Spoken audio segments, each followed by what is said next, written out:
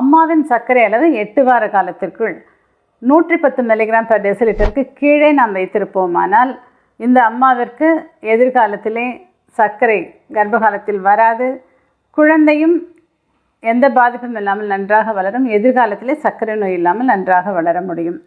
இதை எப்படி சாத்தியப்படுத்துவது என்பதை பற்றி தான் ஆராய்ச்சியாளர்கள் ப்ரிமார்டியல் ப்ரிவென்ஷன் என்கின்ற ஒரு மெத்தடை நமக்கு கொடுத்திருக்கிறார்கள். அது என்ன என்பதை பற்றி இந்த பதிவிலே பார்க்கலாம்.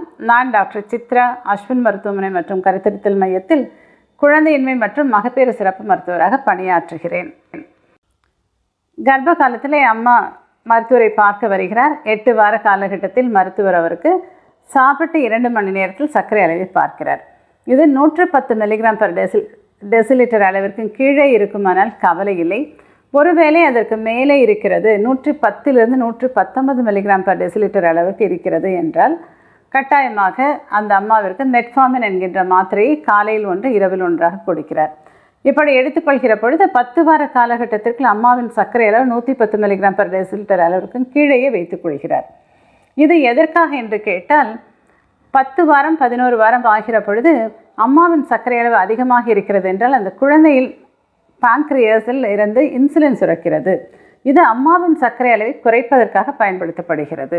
இப்படி ஒரு முறை அந்த சுரந்து விட்டால் மீண்டும் எப்பொழுதெல்லாம் அம்மாவிற்கு சர்க்கரை அளவு அதிகமாகிறதோ அப்பொழுதெல்லாம் இந்த குழந்தை மீண்டும் மீண்டும் இந்த இன்சுலினை சுரக்கிறது.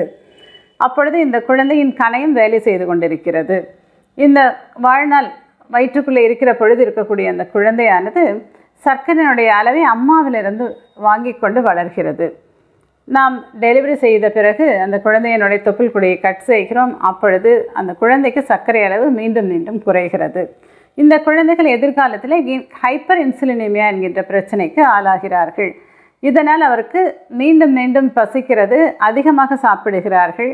உடற்பயிற்சி உணவு கட்டுப்பாடும் இல்லாத பொழுது அவருக்கு உடல் பருமன் அதிகமாகிறது. இதனால் அந்த குழந்தைக்கு பிற்காலத்திலே ப்ரீ டயபெட்டிஸ், பிறகு டயபெட்டிஸ் என்கிற பிரச்சனையும் வருகிறது. அம்மாவிற்கும் ஒரு முறை கர்ப்பகால சர்க்கரை வந்திருக்குமானால் அவருக்கு மீண்டும் 5லிருந்து 10 வருட காலகட்டத்திற்குள்ளாக சர்க்கரை நோயாளியாக 50% பெண்கள் கஷ்டப்படுகிறார்கள். எனவே இந்த ப்ரிமார்டியல் ப்ரிவென்ஷன் என்கின்ற மெத்தட் படி நாம் 8 வார காலத்திலிருந்து 10 வார காலத்திற்குள் இடைப்பட்ட காலத்திலேயே சர்க்கரை அளவை கட்டுக்குள் கொண்டு வந்தால் அம்மாவிற்கும் குழந்தைக்கும் எதிர்காலத்திலே சர்க்கரை நோய் இல்லாமல் இருக்கலாம். இதனால் தொற்றா நோய், NCD என்று சொல்கிறோம், நான் கம்யூனிகபிள் டிசீஸ் என்கின்ற இந்த பிரச்சனையின் மூலமாக இந்த சர்க்கரை நோயிலிருந்து அம்மாவும் குழந்தையும் பாதுகாப்பாக இருந்து நல்ல முறையிலே நலமாக வாழ வழி செய்கிறது. எனவே இந்த முறையை நாம் அனைவரும் பின்பற்ற வேண்டும்.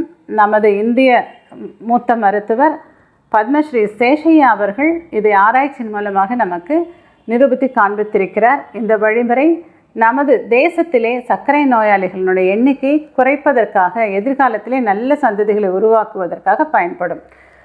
எனவே நாம் இந்த வழிமுறையை பின்பற்ற வேண்டும். இதில் ஏதாவது சந்தேகம் இருக்குமானால் நீங்கள் வாட்ஸ்அப்பில் கேட்கலாம், கமெண்ட் பாக்ஸில் கேள்விகளை போடலாம். நீங்கள் சப்ஸ்கிரைப் செய்யுங்கள், ஷேர் செய்யுங்கள். நன்றி.